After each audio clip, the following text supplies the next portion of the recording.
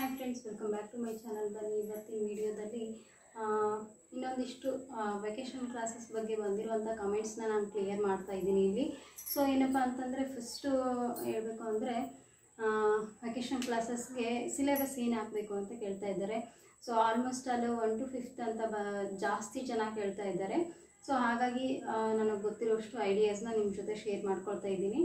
First ನೀವು syllabus ಅಂತ ಬಂದಾಗ ಅದರಲ್ಲೂ ಕೂಡ ಓರಲ್ ಆಗಿ ನೀವು ಬೇಸಿಕ್ಸ್ನ ಹೇಳ್ಬೇಕಾಗಿರೋದ್ರಿಂದ ಇಲ್ಲಿ ವೆಕೇಷನಲ್ಲಿ ಆ್ಯಕ್ಚುಲಿ ಇಲ್ಲಿ ನಾವು ಪೋರ್ಷನ್ ಅವ್ರದ್ದು ಸಿಲೆಬಸ್ ಏನಿರುತ್ತೆ ಅಂದರೆ ಸ್ಟಡಿ ಬುಕ್ಸ್ ಏನಿರುತ್ತೆ ಅಲ್ವಾ, ಪಠ್ಯಪುಸ್ತಕ, ಅದನ್ನು ನಾವಿಲ್ಲಿ ಯಾವುದು ಕೂಡ ರೆಫರ್ ಮಾಡಿ ಹೇಳೋದಕ್ಕೆ ಆಗೋದಿಲ್ಲ. ಸೊ ಹಾಗಾಗಿ ಜಸ್ಟು 5th ಕೂಡ ನಿಮಗೆ ನಾಲೆಜ್ ಇತ್ತು ಅಂದರೆ, ಆಲ್ರೆಡಿ ನೀವು ಎಲ್ಲಾದರೂ ಪ್ರೀವಿಯಸ್ ಸ್ಕೂಲ್ಗಳಲ್ಲಿ ಎಲ್ಲಾದರೂ ವರ್ಕ್ ಮಾಡಿದರೆ 5th ಏನಿದೆ ಆ ಸಿಲೆಬಸ್ಸನ್ನು ಕಂಪ್ಲೀಟಾಗಿ ನೋಡಿಕೊಂಡು ಅಲ್ಲಿವರೆಗೂ ಕೂಡ ಏನೆಲ್ಲ ಕವರ್ ಮಾಡ್ಬೋದು ಅಂತ ಒಂದು ಸಾರಿ ಜಸ್ಟ್ ಅದನ್ನೆಲ್ಲ ನೋಡ್ಕೊಳ್ಳಿ. ಒಂದು ಸಾರಿ ನಿಮಗೆ ಅದು ಗೊತ್ತಿಲ್ಲ ಅಂತಂದರೆ 1 to 5th ಬುಕ್ಸ್ಗಳನ್ನು ಕಲೆಕ್ಟ್ ಮಾಡ್ಕೊಳ್ಳಿ. ಕಲೆಕ್ಟ್ ಮಾಡ್ಕೊಂಡ್ಬಿಟ್ಟು ಅದರಲ್ಲಿ 1st to 5th ಏನೆಲ್ಲ ಸಿಲೆಬಸ್ ಇದೆ ಒಂದು ಸಾರಿ ಕಣ್ಣಾಡಿಸಿ ಒಂದು ಸಾರಿ ನೋಡ್ಕೊಳ್ಳಿ. ಸೊ ಈ ರೀತಿಯಾಗಿ ನೋಡ್ಕೊಂಡ್ಬಿಟ್ಟು ಅದರಲ್ಲಿ ಏನೆಲ್ಲ ಸಿಲೆಬಸ್ನ ಹಾಕ್ಕೊಳ್ಬೋದು ನೀವು ಅದನ್ನೆಲ್ಲ, ಅದರಲ್ಲೂ ಕೂಡ ನಿಮಗೆ ಯಾವುದರಲ್ಲಿ ತುಂಬ ಚೆನ್ನಾಗಿ ನಾಲೆಜ್ ಇದೆ, ಮಕ್ಕಳಿಗೆ ಒಳ್ಳೆ ನಾಲೆಜ್ನ ನಾನು ಯಾವುದರಿಂದ ಕೊಡ್ಬೋದು ಅನ್ನೋ ಅದನ್ನು ಇಟ್ಕೊಂಡ್ಬಿಟ್ಟು ಅಂಥ ಸಿಲೆಬಸ್ನ ನೀವು ನಿಮ್ಮ ಒಂದು ವೆಕೇಷನ್ ಕ್ಲಾಸ್ಗೆ ಸಿಲೆಬಸ್ ಆಗಿ ಹಾಕ್ಕೊಳ್ಳಿ. ನಾನು ಹೇಳೋದು ಮುಖ್ಯವಾಗಿ ಯಾಕೆಂತಂದರೆ, ಇವಾಗ ನಾನೇ ಟೋಟಲಾಗಿ ಸಿಲೆಬಸ್ ಹಾಕ್ಕೊಡ್ಬೇಕು ಅಂತಂದರೆ ಹಾಕಿದ್ದೀನಿ. ಲಾಸ್ಟೆಲ್ಲ ವೀಡಿಯೋಸ್ ನೋಡಿರ್ಬೋದು ನೀವು, ಸಿಲೆಬಸ್ನ ಅದರಲ್ಲಿ ಕೂಡ ನಾನು ಹಾಕಿದ್ದೀನಿ. ಸೊ ಅದರಲ್ಲಿ ಬಂದುಬಿಟ್ಟು ಏನಪ್ಪ ಅಂತಂದರೆ, ನಾನು ಕೂಡ ಅದೇ ರೀತಿಯಾಗಿ 1 to 5th ಬುಕ್ಸ್ಗಳನ್ನೆಲ್ಲ ರೆಫರ್ ಮಾಡಿ ಹಾಕಿದ್ದೀನಿ. ಯಾಕಂತಂದರೆ ನಮ್ಮ ಕಡೆ ಇರುವಂಥ ಬುಕ್ಸ್ಗಳು ನಿಮ್ಮ ಕಡೆ ಇರುವಂಥ ಬುಕ್ಸ್ಗಳು ಸ್ವಲ್ಪ ಏನಾದರೂ ವೇರಿಯೇಷನ್ ಇದ್ದೇ ಇರುತ್ತೆ. ಸ್ವಲ್ಪ ಬೇರೆ ಕಡೆಯಿಂದ ಕಂಪ್ಯಾರಿಸನ್ ಮಾಡಿದರೆ ಸ್ವಲ್ಪ ಚೇಂಜಸ್ ಇದ್ದಿರ್ಬೋದು. ಸೊ ಹಾಗಾಗಿ ಯಾಕೆಂತಂದರೆ ಈಗ ಸಿಲೆಬಸ್ ಗೌರ್ಮೆಂಟ್ ಬುಕ್ಸ್ ಅಂತಂದರೆ ಎಲ್ಲ ಕಡೆನೂ ಒಂದೇ ಇರುತ್ತೆ. ಬಟ್ ಪ್ರೈವೇಟ್ ಬುಕ್ಸ್ಗಳು ಅಂತ ಬಂದಾಗ ಪ್ರೈವೇಟಲ್ಲಿ ಬೇರೆ ಬೇರೆ ಬುಕ್ಸ್ಗಳನ್ನೇ ರೆಫರ್ ಮಾಡ್ತಾರೆ. ಸೊ ನಾನು ಇವಾಗ ಜಸ್ಟ್ 1 ಅಥವಾ 2 ಬುಕ್ಸ್ಗಳನ್ನು ಅಂದರೆ 2 ಸ್ಕೂಲ್ ಬುಕ್ಸ್ಗಳನ್ನು ಮಾತ್ರ ರೆಫರ್ ಮಾಡಿ ನಾನು ಅಲ್ಲಿ ಸಿಲೆಬಸ್ನ ಹಾಕ್ಕೊಂಡಿದ್ದೆ. ಸೊ ಹಾಗಾಗಿ ಅದ್ರ ಪ್ರಕಾರನೇ ನಾನು ನಿಮಗೆ ಸಿಲೆಬಸ್ನ ಹಾಕ್ಕೊಟ್ಟಿದ್ದೆ. ಈಗಲೂ ಕೂಡ ಅದೇ ರೀತಿಯಾಗಿ ಸಿಲೆಬಸ್ನ ನಾನು ಹೇಳ್ತಾ ಇದ್ದೀನಿ ನಿಮಗೆ. ಜೊತೆಗೆ ನೀವು ಏನು ಮಾಡಬೇಕು, ನಾನು ಹೇಳೋದಕ್ಕಿಂತ ಮುಖ್ಯವಾಗಿ ನೀವು ಅದನ್ನು ಎಫರ್ಟ್ ಹಾಕಿಬಿಟ್ಟು ಬುಕ್ಸ್ಗಳನ್ನು ರೆಫರ್ ಮಾಡಿಕೊಂಡು ಅದರಲ್ಲಿ ಯಾವ ಒಂದು ಕಾನ್ಸೆಪ್ಟನ್ನು ನೀವು ತರೋಲಿ ಪ್ರಿಪೇರ್ ಆಗಿ ಹೇಳ್ಬೋದು ಅಂತ ನೋಡಿಕೊಂಡು ಆ ಬುಕ್ಸ್ಗಳನ್ನು ಮುಂದೆ ಇಟ್ಕೊಂಡಾಗ ಕ್ಲಿಯರ್ ಪಿಕ್ಚರ್ ನಿಮಗೆ ಸಿಗುತ್ತೆ. ಜಸ್ಟ್ ನಾನು ಹೇಳಿರೋ ಸಿಲೆಬಸ್ನ ನೀವು ಹೇಳಿ ಅಂತ ನಾನು ಬ್ಲೈಂಡಾಗಿ ಹೇಳಿದರೆ, ನೀವು ಬ್ಲೈಂಡಾಗಿ ಅದನ್ನು ಪ್ರಿಪೇರ್ ಆಗಿ ಮಾಡೋದಕ್ಕಿಂತ ಆ ಬುಕ್ಗಳನ್ನೇ ಇಟ್ಕೊಂಡ್ಬಿಟ್ಟು ಅದರಲ್ಲಿ ಇರುವಂಥ ಕಂಟೆಂಟ್ ಏನಿದೆ ಆ ಕಂಟೆಂಟ್ನ ಕಂಪ್ಲೀಟಾಗಿ ನೀವು ಪ್ರಿಪೇರ್ ಮಾಡಿಕೊಂಡು ನೆಕ್ಸ್ಟ್ ಕ್ಲಾಸ್ಗೆ ನೀವು ಅಟೆಂಡ್ ಆಗಬೇಕು. ಸೊ ಹಾಗಾಗಿ ನಾನು ಇದನ್ನು ಜಸ್ಟ್ ಒಂದಿಷ್ಟು ಎಕ್ಸಾಂಪಲ್ಸ್ನ ಕೊಟ್ಬಿಟ್ಟು, ಅಂದರೆ ಒಂದಿಷ್ಟು ಕಂಟೆಂಟ್ಗಳನ್ನು ಎಷ್ಟು ಸಾಧ್ಯವಾಗುತ್ತೋ ಅಷ್ಟನ್ನು ಮಾತ್ರ ನಾನು ಇಲ್ಲಿ ಹೇಳ್ತಾ ಇದ್ದೀನಿ. ಅದ್ರ ಬೇಸಿಸ್ ಮೇಲೆ ನೀವು ಪ್ರಿಪೇರ್ ಮಾಡ್ಕೊಳ್ಳಿ. ಸೊ ಫಸ್ಟ್ ಆಫ್ ಆಲ್ ಬರಬೇಕು ಅಂತಂದರೆ, 1st ಸ್ಟ್ಯಾಂಡರ್ಡಿಂದ 5th ಸ್ಟ್ಯಾಂಡರ್ಡ್ವರೆಗೂ ಮಕ್ಕಳಿಗೆ ಬೇಸಿಕ್ ಬೇಕು. ಸೊ ಬೇಸಿಕ್ ಬೇಕು ಅಂತಂದರೆ ಎಲ್ಲ ಮಕ್ಕಳು ಕೂಡ ಎಲ್ಲ ಬೇಸಿಕ್ಸ್ನ ಕಲ್ತಿರೋದಿಲ್ಲ. ಕೆಲವೊಂದು ಮಕ್ಕಳಿಗೆ ಎಲ್ಲ ಬೇಸಿಕ್ ಆರಾಮಾಗಿ ಹೇಳ್ತಾ ಇರ್ತಾರೆ. ಸೊ ಆ ರೀತಿ ಇದ್ದಾಗ ಫಸ್ಟ್ ನಾವು ಬರದೇ ಇರೋ ಮಕ್ಕಳ ಕಡೆ ತುಂಬಾ ಗಮನ ಕೊಡಬೇಕಾಗುತ್ತೆ. ಆ ಮಕ್ಕಳಿಗೆ ಬೇರೆ ಟೀಚ್ ಮಾಡಬೇಕಾಗುತ್ತೆ. ಇನ್ನು ಬೇರೆ ಮಕ್ಕಳು ಏನಿರ್ತಾರಲ್ಲ, ಎಲ್ಲ ಕಲ್ತಿರೋ ಮಕ್ಕಳು, ಅವ್ರಿಗೆ ಬೇರೆ ಥರ ಒಂದು ನಾಲೆಜ್ನ ನಾವು ಕೊಡಬೇಕಾಗುತ್ತೆ. ಸೊ ಹಾಗಾಗಿ ಎಲ್ರಿಗೂ ಒಂದೇ ಥರ ನಾಲೆಜ್ನ ಇಲ್ಲಿ ಕೊಡೋದಕ್ಕಾಗೋದಿಲ್ಲ ಬೇಸಿಕ್ಸ್ ಅಂತ ಬಂದಾಗ.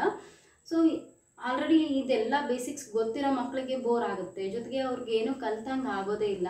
ಸೊ ಹಾಗಾಗಿ ಮೊದಲು ಕಲಿಯದೇ ಇರೋ ಮಕ್ಕಳಿಗೆ ನಾವು ಗಮನ ಕೊಟ್ಟು ಆ ಮಕ್ಕಳಿಗೆ ಬೇಸಿಕ್ಸ್ನ ಕಲಿಸ್ಬೇಕಾಗುತ್ತೆ. ಫಸ್ಟು ಬರೋದಾದರೆ ಕನ್ನಡ ಅಂತ ತೊಗೊಂಡ್ರೆ ಆ ಈ ಇನ್ನು ಆಳ ಕ್ಷಜ್ಞವರೆಗೂ ಕೂಡ ವರ್ಣಮಾಲೆಗಳನ್ನು ಕಲಿಸ್ಕೊಡಿ. ಫಸ್ಟು ಮೇನ್ ಅದನ್ನು ಮಾಡಿ.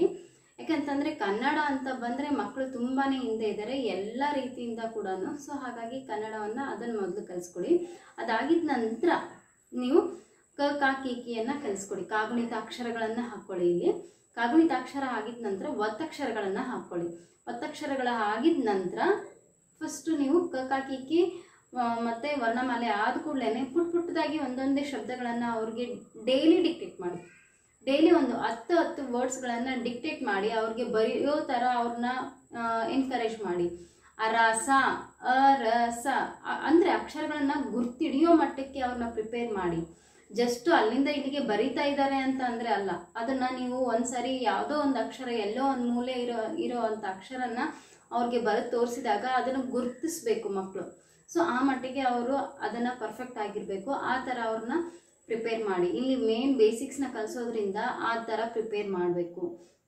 ಸೊ ಟೈಮ್ ತಗೊಳುತ್ತೆ. ಹಾಗೆ ಮಕ್ಕಳಿಗೆ ಜಾಸ್ತಿ ಒತ್ತಡ ಪದೇ ಪದೇ ಅದನ್ನೇ ಹೇಳಿದ್ರು ಕೂಡ ಅವ್ರಿಗೆ ಬೋರ್ ಆಗುತ್ತೆ. ಸೊ ಅವ್ರಿಗೆ ಬೇರೆ ಆ್ಯಕ್ಟಿವಿಟೀಸ್ ಮುಖಾಂತರ ನೀವು ಮಾಡ್ಕೊಳ್ಳಿ. ಒಂದಿಷ್ಟು ಫ್ಲ್ಯಾಶ್ ಕಾರ್ಡ್ ಥರ ಮಾಡ್ಕೊಳ್ಳಿ, ಅಥವಾ ಬೇರೆ ಬೇರೆ ಏನಾದರೂ ವರ್ಡ್ಸ್ ಚಾರ್ಟ್ಗಳನ್ನು ಮುಖ್ಯವಾಗಿ ಯೂಸ್ ಮಾಡ್ಕೊಳ್ಳಿ. ಇಲ್ಲಿ ಮಕ್ಕಳಿಗೆ ಈಗ ಟೆಕ್ಸ್ಟ್ ಬುಕ್ಕಲ್ಲೇ ತೋರಿಸಿ ಮಾಡೋದಕ್ಕಿಂತ ಚಾರ್ಟನ್ನು ಹಾಕಿ ತೋರಿಸೋದ್ರಿಂದ ಅಲ್ಲಿ ಈಸಿಯಾಗಿ ಆರಾಮಾಗಿ ಕಲಿತಾರೆ. ಅದನ್ನು ನೋಡಿ ನೋಡಿ ತುಂಬ ಆರಾಮಾಗಿ ಕಲಿತಾರೆ ಅವರು. ಹಾಗಾಗಿ ಚಾರ್ಟ್ಗಳನ್ನು ಆಲ್ಮೋಸ್ಟ್ ಯೂಸ್ ಮಾಡ್ಕೊಳ್ಳಿ. ಇಲ್ಲಿ ವೆಕೇಷನ್ ಕ್ಲಾಸ್ ಅಂತ ಬಂದಾಗ ಚಾರ್ಟ್ ಮುಖಾಂತರ ತುಂಬಾ ಬೇಗ ಕಲಿತಾರೆ ಮಕ್ಕಳು. ಸೊ ಅದಾಗಿದ ನಂತರ ಅಲ್ಲಲ್ಲಿ ಶಬ್ದಗಳನ್ನು ಬರೆದು ಬೋರ್ಡ್ ಮೇಲೆ ಬರೆದು ಅದನ್ನು ಐಡೆಂಟಿಫೈ ಮಾಡೋ ಥರ ಅವ್ರನ್ನ ಆ್ಯಕ್ಟಿವಿಟೀಸ್ ಅವ್ರಿಗೆ ಕೊಡೋದಕ್ಕೆ ಜಾಸ್ತಿಯಾಗಿ ಉತ್ತೇಜನ ನೀಡಿ. ಬೋರ್ಡ್ ಮೇಲೆ ಬರೆಯೋದಾಗಿರ್ಬೋದು, ಅವ್ರ ನೋಟ್ಬುಕ್ಕಲ್ಲೇ ಬರೆಯೋದಾಗಿರ್ಬೋದು, ಅದನ್ನು ಅವ್ರಿಗೆ ಕಂಡುಹಿಡಿಯೋದಕ್ಕೆ ಕೇಳೋದು. ಅದ್ರ ಜೊತೆಗೇ ಮಕ್ಕಳನ್ನ ಮೋಟಿವೇಟ್ ಮಾಡಿ, ಬಹಳಷ್ಟು ಮೋಟಿವೇಟ್ ಮಾಡಿ ಮಕ್ಕಳನ್ನ. ಸೊ ಆ ರೀತಿಯಾಗಿ ಅದನ್ನು ಸರಿಯಾದ ರೀತಿಯಲ್ಲಿ ಕಲಿಸ್ಕೊಡಿ. ಸೊ ಅದಾಗಿದ ನಂತರ ಈಗ ಅವರು ಅಕ್ಷರಗಳನ್ನು ಕಲ್ತಿದ್ದಾರೆ ಅಂದಮೇಲೆ ಒಂದೊಂದೇ ಪುಟ್ಟದಾಗಿರುವಂಥ ಶಬ್ದಗಳನ್ನು ಕಲಿಸ್ಕೊಡಿ. ಶಬ್ದಗಳು ಅರಸ, ಆನೆ, ನೇ ಬಂತು. ಅಲ್ಲಿ ಕಕ್ಕಾಗಿ ಕಿ ಬಂದರೆ ಮಾತ್ರ ನೇ ಬರೆಯೋದಕ್ಕೆ ಬರುತ್ತೆ, ಇಲ್ಲ ಅಂತಂದರೆ ಬರೆಯೋಕ್ಕಾಗೋದಿಲ್ಲ, ಹೌದಾ? ಸೊ ಅಕ್ಷರಗಳು ಇರುವಂಥದ್ದೇ ಮಾತ್ರ. ಕರ, ಈ ಥರ ಕರ, ಕ ಬರೀತಾರೆ, ರ ಬರೀತಾರೆ, ಯಮ, ನಳ, ಈ ಥರ. ಅಂದರೆ ಕಾಗುಣಿತ ಅಕ್ಷರಗಳು ಇಲ್ಲದೆ ಇರೋವಂಥ ಶಬ್ದಗಳನ್ನು ಒಂದು 10 ನೀವು ಕಲೆಕ್ಟ್ ಮಾಡಿಕೊಂಡು ಅವುಗಳನ್ನು ಡಿಕ್ಟೇಟ್ ಮಾಡಿ ಅವ್ರ ಕಡೆಯಿಂದ ಬರೆಸಿ. ಸೊ ಈ ಥರ ವರ್ಕನ್ನು ಅವ್ರ ಕಡೆಯಿಂದ ಮಾಡಿಸ್ಕೊಳ್ಳಿ. ತುಂಬ ಚೆನ್ನಾಗಿ ಅದನ್ನು ಮಾಡಿದ ನಂತರ ಮಕ್ಕಳಿಗೆ ಇಷ್ಟು ನೀನು ಬರೆದು ಬಿಟ್ಟಿಯಲ್ಲ ಅಂತ ಹೇಳ್ಬಿಟ್ಟು ಖುಷಿಯಾಗಿ ಶಬ್ಬಾಷ್ಕೊಳ್ಳಿ. ಸೊ ಮಕ್ಕಳಿಗೆ ಅದನ್ನು ಜಾಸ್ತಿ ಎಕ್ಸ್ಪೆಕ್ಟ್ ಮಾಡ್ತಾರೆ ಮಕ್ಕಳು. ನನ್ನ ಹೌದು ಅಂತ ಹೇಳಬೇಕು, ನನಗೆ ಗುಡ್ ಅಂತ ಹೇಳಬೇಕು ಅನ್ನೋದನ್ನು ಮಾಡ್ತಾರೆ. ಸೊ ಹಾಗಾಗಿ ಆ ಥರ ಮಾಡಿ ಅವ್ರಿಗೆ ಸ್ಟಾರ್ಗಳನ್ನು ಹಾಕೋದ್ರ ಮುಖಾಂತರ, ಅಥವಾ ನೀನು ಚೆನ್ನಾಗಿ ಬರೆದಿದ್ದೀಯಾ ಅನ್ನೋ ಕಾರಣಕ್ಕೆ ಸ್ಟಾರ್ಗಳನ್ನು ಕೈ ಮೇಲೆ ಬರೆಯೋದ್ರ ಮುಖಾಂತರ ಈ ಥರ ಅವ್ರನ್ನ ಎಂಕರೇಜ್ ಮಾಡಿ. ಸೊ ತುಂಬ ಖುಷಿ ಆಗ್ತಾರೆ. ಮನೆಗೆ ಹೋಗಿ ನೋಡಿ, ಇವತ್ತು ನಾನು ಚೆನ್ನಾಗಿ ಬರೆದಿದ್ದಕ್ಕೆ ನಮ್ಮ ಮಿಸ್ ನನಗೆ ಇಲ್ಲಿ ಬರೆದಿದ್ದಾರೆ, ಗುಡ್ ಹಾಕಿದ್ದಾರೆ, ನನಗೆ ಸ್ಟಾರ್ ಇಳಿಸಿದ್ದಾರೆ ಅಂತ ಹೇಳ್ಬಿಟ್ಟು ಖುಷಿ ಆಗ್ತಾರೆ. ಸೊ ಹಾಗಾಗಿ ಆ ಥರ ಮಾಡಿ. ನೆಕ್ಸ್ಟು ಅದಾಯಿತಾ, ಅದಾಗಿದ ನಂತರ ಒತ್ತಕ್ಷರಕ್ಕೆ ಒತ್ತು ಕೊಡಿ. ಒತ್ತಕ್ಷರ ಕಲ್ತಿದ್ದಾರ, ಒಂದಿಷ್ಟು ಮತ್ತೆ ಬೇರೆ ಬೇರೆ ಒತ್ತಕ್ಷರ ಬರುವಂಥ ಶಬ್ದಗಳನ್ನು ಅವ್ರಿಗೆ ರೂಢಿ ಮಾಡಿಸಿ. ಇದನ್ನೇ ಮೇನ್ ಬೇಸಿಕ್ಕಾಗಿ ಕಲಿಸ್ಕೊಡಿ. ನಂತರದಲ್ಲಿ ಒಂದಿಷ್ಟು ಪ್ಯಾರಾಗ್ರಾಫ್ ಥರ ಓದಿಸೋದಕ್ಕೆ ಟ್ರೈ ಮಾಡಿ. ಪುಟ್ಟದಾಗಿ ಇರುವಂಥದ್ದು 1ನೇ ಕ್ಲಾಸ್ ಬುಕ್ಗಳನ್ನೇ ತೊಗೊಂಡ್ಬಿಟ್ಟು ಓದಿಸೋದಕ್ಕೆ ಟ್ರೈ ಮಾಡಿ. ಸೊ ನೆಕ್ಸ್ಟು ಈ ರೀತಿ ಆಗಿದ ನಂತರ ಅವೆಲ್ಲ ಕಲಿಸಿದ ನಂತರ 1, 2 ಅಂತ ಹೇಳ್ಬಿಟ್ಟು ಅಕ್ಷರಗಳಲ್ಲಿ ಬರೆಸಿ. 1, 2, 3, 4 ಅವುಗಳನ್ನು ಹಾಕ್ಕೊಡೋದಾಗಿರ್ಬೋದು. ರವಿವಾರ, ಸೋಮವಾರ ಹಾಕ್ಕೊಡೋದಾಗಿರ್ಬೋದು. ಜನವರಿ, ಫೆಬ್ರವರಿ ಕನ್ನಡದಲ್ಲಿ ಹಾಕ್ಕೊಡೋದಾಗಿರ್ಬೋದು. ಈ ಥರ ಕನ್ನಡ ಸಿಲೆಬಸ್ನ 1 to 5th ಮಕ್ಕಳಿಗೆಲ್ಲ ಈ ಥರ ಹಾಕ್ಕೊತ ಹೋಗಿ. ನೆಕ್ಸ್ಟ್ ಅದಾಗಿದ ನಂತರ ಏನು ಅವ್ರಿಗೆ ಕನ್ನಡದಲ್ಲಿ ಬರುವಂಥ ಹಣ್ಣುಗಳ ಹೆಸರಾಗಿರ್ಬೋದು, ಎನಿಮಲ್ಸ್ ನೇಮ್, ಬರ್ಡ್ಸ್ ನೇಮ್, ನಂತರ ಗ್ರಾಮರ್ ಪಾಯಿಂಟ್ಸ್ ಏನು ಬರುತ್ತೋ ಅದಕ್ಕೆಲ್ಲ ಕೈ ಹಾಕಿ. ಸೊ ಇವೆಲ್ಲವೂ ಕೂಡ ಮಕ್ಕಳಿಗೆ ನಾವು ಕಲಿಸೋದು ತುಂಬಾ ಒಳ್ಳೆಯದು. ಇದೆಲ್ಲ ಕಲ್ತ್ಕೊಂಡ್ರೇ ಮಕ್ಕಳು ಮುಂದಿನ ಭವಿಷ್ಯ ತುಂಬ ಚೆನ್ನಾಗಿರುತ್ತೆ. ಅದೆಲ್ಲ ಗೊತ್ತಿಲ್ಲದೇನೆ ಮಕ್ಕಳು ಹೇಗೆ ಬರೀ ಪಾಠವನ್ನೇ ಓದ್ಕೊಂಡು ಅದನ್ನು ಮಾತ್ರ ಕಲ್ತ್ಕೊಂಡು ಹೋದರೆ ಅಷ್ಟೊಂದು ಸರಿ ಇರೋದಿಲ್ಲ. ಸೊ ಹಾಗಾಗಿ ಇವೆಲ್ಲವನ್ನು ಕೂಡ ಕಲಿಸ್ಕೊಡಿ. ಬಣ್ಣಗಳ ಹೆಸರಾಗಿರ್ಬೋದು, ಮತ್ತು animals name, fruits name, vegetables name ಕನ್ನಡದಲ್ಲಿ ಪ್ರತಿಯೊಂದನ್ನು ಕೂಡ ತಿಳಿಸ್ಕೊಡಿ. ಜಸ್ಟು ಕನ್ನಡವನ್ನೇ ಕಲಿಸೋದ್ರ ಜೊತೆಗೇ ಇಂಗ್ಲೀಷಲ್ಲಿ ಅದನ್ನು 2 ಒಂದೇ ಸರಿಗೇ ಕಲಿಸ್ಕೊಡಿ. ಈಗ ಫಾರ್ ಎಕ್ಸಾಂಪಲ್ ಫ್ರೂಟ್ಸ್ ನೇಮ್ ಅಂತ ಹೇಳುವಾಗ ಹಣ್ಣುಗಳ ಹೆಸರು ಅಂತ ಬರೆದುಬಿಟ್ಟು ನೆಕ್ಸ್ಟು ಆ್ಯಪಲ್, ಸೇಬು, ಬನಾನಾ, ಬಾಳೆಹಣ್ಣು, ಮ್ಯಾಂಗೋ, ಮಾವಿನ ಹಣ್ಣು, ಈ ರೀತಿ ಕನ್ನಡ ಇಂಗ್ಲೀಷು 2 ಸೇರಿಸ್ಬಿಟ್ಟು ನೀವು ಕಲಿಸ್ಕೊಡಿ. ಸೊ ಅಂದಾಗ ಮಕ್ಕಳು ಈಸಿಯಾಗಿ ಅದನ್ನು ಕಲಿತಾ ಹೋಗ್ತಾರೆ. ಅದು ಮಾವಿನ ಹಣ್ಣು ಅಂತೆಲ್ಲ ಬರೆಯೋದು ಅದೆಲ್ಲ ಕೂಡ ಈಸಿಯಾಗಿ ಮಕ್ಕಳಿಗೆ ಅದು ಬರಬೇಕು. ಜಸ್ಟ್ ಅವರು ಇಂಗ್ಲೀಷ್ ಮಾತ್ರ ಕಲಿತ್ಬಿಡ್ತಾರೆ, ಕನ್ನಡವನ್ನು ಮರೀತಾ ಇರ್ತಾರೆ, ಕನ್ನಡದ ಕಡೆ ಜಾಸ್ತಿ ಕಾನ್ಸಂಟ್ರೇಟ್ ಮಾಡಲ್ಲ. ಸೊ ಆ ಟೈಮಲ್ಲಿ ಕನ್ನಡವನ್ನು ಕೂಡ ಹೆಚ್ಚಿನ ರೀತಿಯಲ್ಲಿ ಒತ್ತು ಕೊಟ್ಟು ಅವ್ರಿಗೆ ಹೇಳ್ಕೊಡಿ ಕನ್ನಡ ಅಂತ ಬಂದಾಗ. ಸೊ ಇದೆಲ್ಲ ಆಗಿದ ನಂತರ ನೆಕ್ಸ್ಟು ಗ್ರಾಮರ್ ಪಾಯಿಂಟ್ಸ್ ಬರುವಾಗ ಗ್ರಾಮರ್ ಪಾಯಿಂಟ್ಸಲ್ಲಿ ವಿರುದ್ಧಾರ್ಥಕ ಪದಗಳಾಗಿರ್ಬೋದು, ಪ್ರಾಸ ಪದಗಳಾಗಿರ್ಬೋದು, ಮತ್ತು ಸ್ವಂತ ವಾಕ್ಯ ಆಗಿರ್ಬೋದು. ಇದೇ ರೀತಿ ಹಲವಾರು ಏನೆಲ್ಲ ಇದೆ. ಕೆಲವೊಂದಿಷ್ಟು ಬಿಟ್ಟ ಸ್ಥಳಗಳು ಅಂತ ಹೇಳುವಾಗ ಬಿಟ್ಟ ಪದಗಳನ್ನು ಬರೆಯಿರಿ, ಬಿಟ್ಟ ಅಕ್ಷರಗಳನ್ನು ಬರೆಯಿರಿ ಅಂತ ಹೇಳಿಬಿಟ್ಟು ಅಕ್ಷರಗಳನ್ನು ಕಲಿಸಿಕೊಟ್ಟಾಗ ಆ ರಸ ಅಂತ ಇದ್ದಾಗ ಅಲ್ಲಿ ರ ಬಿಟ್ಬಿಟ್ಟು ರ ಸ ಅಷ್ಟೇ ಬರೆದ್ಬಿಟ್ಟು ಆ ಥರ ಮಾಡ್ಕೊಳ್ಳಿ.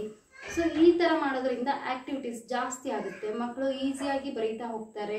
ಜೊತೆಗೆ ಬರೆದ್ಬಿಟ್ಟು ಆ ರಸ ಶಬ್ದವನ್ನು ಕೊಡಿ, ಅಕ್ಷರನ ರಸ ಶಬ್ದಕ್ಕೆ ಏನು ಮಾಡಿ ಅದನ್ನು ಜಾಯಿನ್ ಮಾಡಿ ಅಂತ ಹೇಳ್ಬಿಟ್ಟು ಮ್ಯಾಚ್ ದಿ ಫಾಲೋಯಿಂಗ್ ಥರ ಕೊಡಿ, ಅಂದರೆ ಹೊಂದಿಸಿ ಬರೆಯಿರಿ ಅಂತ ಆ್ಯಕ್ಟಿವಿಟೀಸ್ ಕೊಡಿ. ಸೊ ಮಕ್ಕಳಲ್ಲಿ ಈಸಿಯಾಗಿ ಕಲಿತಾ ಹೋಗ್ತಾರೆ.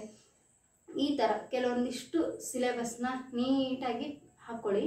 ಸೊ ಇದೆಲ್ಲ ಆಗಿದ ನಂತರ ವಿರುದ್ಧಾರ್ಥಕ ಪದ, ಪ್ರಾಸಪದ, ಸ್ತ್ರೀಲಿಂಗ, ಪುಲ್ಲಿಂಗ, ಏಕವಚನ, ಬಹುವಚನ ಇವೆಲ್ಲವನ್ನು ಕೂಡ ಹೇಳ್ಕೊಡಿ. ಅದಾಗಿದ ನಂತರ ವಿಭಕ್ತಿ ಪ್ರತ್ಯಯಗಳನ್ನು ಹೇಳ್ಕೊಡಿ. ಆ ಪ್ರತ್ಯಯಗಳ ಮುಖಾಂತರ ಏನು ಮಾಡಬೇಕು, ಅವರು ಒಂದಿಷ್ಟು ಶಬ್ದಗಳನ್ನು ವಿಭಕ್ತಿ ಪ್ರತ್ಯಯದಲ್ಲಿ ಮಾಡೋ ಥರ ಮಾಡಿ. ಅದಾಗಿದ ನಂತರ ಈಗ ಹೈಯರ್ ಕ್ಲಾಸ್ ಮಕ್ಕಳಿಗೆ, 5th ಮಕ್ಕಳಿಗೆ ಅಂತ ಬಂದಾಗ, 4th ಮಕ್ಕಳಿಗೆ ಅಂತ ಬಂದಾಗ ಅದಕ್ಕಿಂತ ಸ್ವಲ್ಪ ಹೆಚ್ಚಿನ ಮಟ್ಟದಲ್ಲಿ ಅವ್ರಿಗೆ ಗ್ರಾಮರ್ ಪಾಯಿಂಟ್ಸ್ ಏನೆಲ್ಲ ಬರುತ್ತೆ ಅವುಗಳನ್ನು ಕಲಿಸ್ಕೊಡಿ. ಅದ್ರ ಜೊತೆಗೆ ವಾಕ್ಯಗಳ ರಚನೆ ಮಾಡೋದನ್ನು ಕಲಿಸ್ಕೊಡಿ, ಶಬ್ದಗಳ ರಚನೆ ಮಾಡೋದನ್ನು ಹೇಳ್ಕೊಡಿ. ಅವೆಲ್ಲ ಎಷ್ಟು ಅರ್ಥಪೂರ್ಣವಾಗಿ ಇರಬೇಕು ಅನ್ನೋದನ್ನು ಮಕ್ಕಳಿಗೆ ಪೂರ್ತಿಯಾಗಿ ಅದನ್ನು ಅರ್ಥ ಮಾಡ್ಕೊಳ್ಳೋ ಥರ ಹೇಳ್ಕೊಡಿ. ಪದಗಳನ್ನು ಬಿಡಿಸಿ ಬರೆಯೋದನ್ನು ಹೇಳ್ಕೊಡಿ. ಫಾರ್ ಎಕ್ಸಾಂಪಲ್ ಕವನ ಅಂತ ಇರೋದನ್ನು ಕ ಅದಿಕ್ ವ ಅದಿಕ್ ನ ಈ ಥರ ಪದಗಳನ್ನು ಬಿಡಿಸಿ ಬರೆಯೋದಾಗಿರ್ಬೋದು. ಬೇರೆ ಬೇರೆ ಏನು ಶಬ್ದಗಳು ಇದೆ ಆಲ್ಮೋಸ್ಟ್ ಅಲ್ಲೂ ಗ್ರಾಮರ್ ಪಾಯಿಂಟ್ಸಲ್ಲಿ ಬೇಸಿಕ್ ಆಗಿ ಏನೆಲ್ಲ ಕಲಿಬೇಕು ಅದೆಲ್ಲದನ್ನು ಕೂಡ ಇದರಲ್ಲಿ ಹಾಕಿ ಕಲಿಸ್ಕೊಡಿ. ಇದು ಕಂಪ್ಲೀಟಾಗಿ ಸಿಲೆಬಸ್ಸು 1 to 5th ನೀವು ಮಾಡ್ಕೊಳ್ಳಿ. ಸೊ ನೆಕ್ಸ್ಟು ಬರೋದಾದರೆ ಹಿಂದಿ ಸಿಲೆಬಸ್ನ ಕೇಳಿದ್ದಾರೆ ಆಲ್ಮೋಸ್ಟ್ ಆಲು. ಸೊ ಹಿಂದಿ ಸಿಲೆಬಸ್ ಬಂದಾಗ ಇದೇ ಥರನೇ ಸೇಮ್ ಪ್ರೊಸೀಜರ್ನ ಮಾಡ್ಕೊಳ್ಳಿ ಅಂತ ಹೇಳೋದಕ್ಕೆ ಇಷ್ಟಪಡ್ತೀನಿ. ಇದು 1 to 5th ಸಿಲೆಬಸ್ ಏನಿದೆ ಅಂದರೆ ಬುಕ್ಸ್ ಏನಿದೆ ಅದನ್ನೆಲ್ಲ ತಗೊಳ್ಳಿ. ಅದೆಲ್ಲ ತೊಗೊಂಡ್ಬಿಟ್ಟು ಅದರಲ್ಲಿ ಬೇಸಿಕ್ಕಾಗಿ ಏನೆಲ್ಲ ಮಕ್ಕಳಿಗೆ ಅದಿಂದ ಳವರೆಗೂ ಕೂಡ ಶಬ್ದಗಳನ್ನು ಕಲಿಸ್ಕೊಡಿ. ನೆಕ್ಸ್ಟ್ ಅವುಗಳನ್ನು ಬಿಡಿಸಿ ಅದರ ಪ್ರಕಾರನೇ ಕ ಕಿ ಕಿ ಬರೆಯೋದನ್ನು ಹೇಳ್ಕೊಡಿ.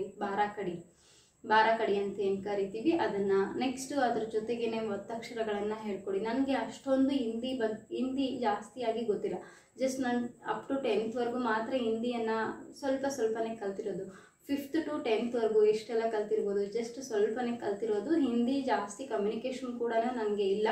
ಹಾಗಾಗಿ ಹಿಂದಿನಲ್ಲಿ ನನಗೆ 10th ಏನು ಸಿಲೆಬಸ್ ಕಲ್ತಿದ್ದೀನೋ ಅದರೊಳಗೆ ಸ್ವಲ್ಪವಷ್ಟು ನಾನು ನಿಮಗೆ ಹೇಳ್ಕೊಡ್ತಾ ಇದ್ದೀನಿ. ಇಲ್ಲಿ ಜಸ್ಟು ಬೇಸಿಕ್ ಅಲ್ವಾ, ಬೇಸಿಕ್ಕನ್ನು ಏನೆಲ್ಲ ಕಲಿಸ್ಕೊಡ್ಬೋದು ಅನ್ನೋದನ್ನು ನಾನಿಲ್ಲಿ ತಿಳಿಸ್ಕೊಡ್ತಾ ಇದ್ದೀನಿ. ದಯವಿಟ್ಟು ಯಾರೂ ಕೂಡ ತಪ್ಪಾಗಿ ಭಾವಿಸ್ಬೇಡಿ. ಜಸ್ಟ್ ನೀವು ಕೇಳಿದ್ದೀರಿ ಅನ್ನೋ ಕಾರಣಕ್ಕೆ ಹೇಳ್ತಾ ಇಲ್ಲ. ನನಗೆ ಗೊತ್ತಿರೋಷ್ಟಾದರೂ ನಾನು ನಿಮ್ಮ ಜೊತೆ ಹಂಚ್ಕೋಬೇಕಲ್ವ, ಹಾಗಾಗಿ ನನಗೆ ಗೊತ್ತಿರೋಷ್ಟು ಮಾತ್ರ ಇಲ್ಲಿ ಹೇಳ್ಕೊಡ್ತಾ ಇದ್ದೀನಿ.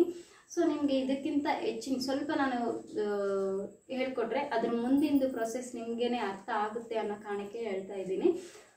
ಸೊ ಇಲ್ಲಿ ಕೂಡ ಸೇಮ್ ಕನ್ನಡದ್ದೇನು ಹೇಳಿದ್ನಲ್ವ ಅದೇ ರೀತಿ ಹಿಂದಿದು ಕೂಡ ಮಾಡ್ಕೊಳ್ಳಿ. ಬಾರಾಕಡಿ ಕಲಿಸ್ಕೊಡಿ, ಈ ಕಲಿಸ್ಕೊಡಿ, ಒತ್ತಕ್ಷರ ಕಲಿಸ್ಕೊಡಿ. ಅದರಲ್ಲಿರುವಂಥ ಒಂದಿಷ್ಟು ಶಬ್ದಗಳ ರಚನೆಯನ್ನು ಮಾಡೋದನ್ನು ಕಲಿಸ್ಕೊಡಿ.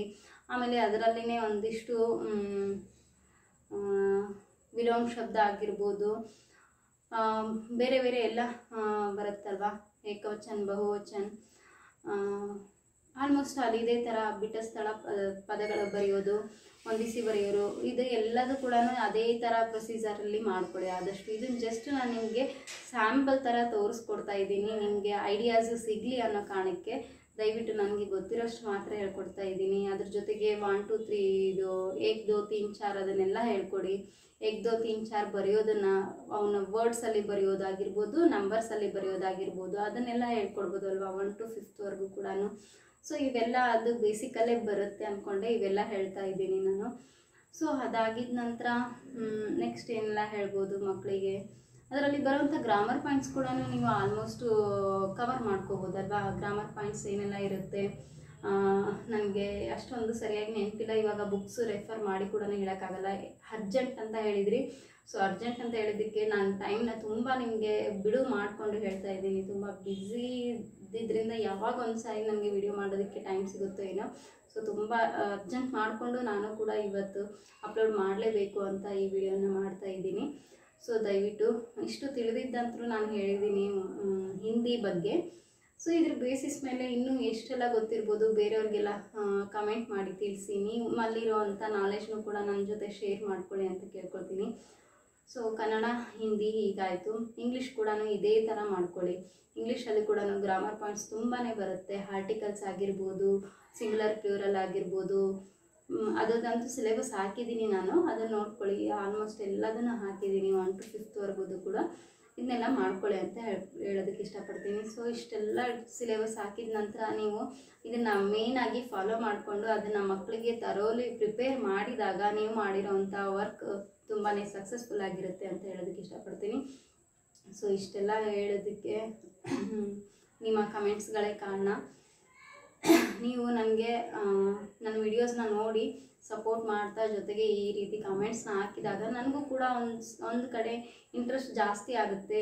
ಹಾಗೆ ಪ್ರೋತ್ಸಾಹ ಇನ್ನೂ ನೀವು ಜಾಸ್ತಿ ನನಗೆ ಕೊಟ್ಟಾಗುತ್ತೆ. ಸೊ ಇದೇ ರೀತಿ ನನ್ನ ವೀಡಿಯೋಸ್ನ ನೋಡ್ತಾ ಇರಿ, ಸಪೋರ್ಟ್ ಮಾಡಿ ಅಂತ ಕೇಳ್ಕೊಳ್ತೀನಿ. ಮತ್ತು ಇದೇ ಥರ ಏನಾದರೂ ನಿಮಗೆ ಡೌಟ್ಸ್ ಇತ್ತು, ಏನಾದರೂ ಅನಿಸಿಕೆ ಅಭಿಪ್ರಾಯ ಇತ್ತು ಅಂದರೆ ಕಮೆಂಟ್ ಮಾಡಿ ತಿಳಿಸಿ ಅಂತ ಕೇಳ್ಕೊಳ್ತೀನಿ. ಇನ್ನು ಯಾರಾದರೂ ನನ್ನ ಚಾನಲ್ನ ನೋಡಿಬಿಟ್ಟು ಸಬ್ಸ್ಕ್ರೈಬ್ ಮಾಡ್ಕೊಂಡಿಲ್ಲ ಅಂದರೆ ದಯವಿಟ್ಟು ಸಬ್ಸ್ಕ್ರೈಬ್ ಮಾಡ್ಕೊಳ್ಳಿ, ಸಪೋರ್ಟ್ ಮಾಡಿ ಅಂತ ಕೇಳ್ಕೊಳ್ತೀನಿ.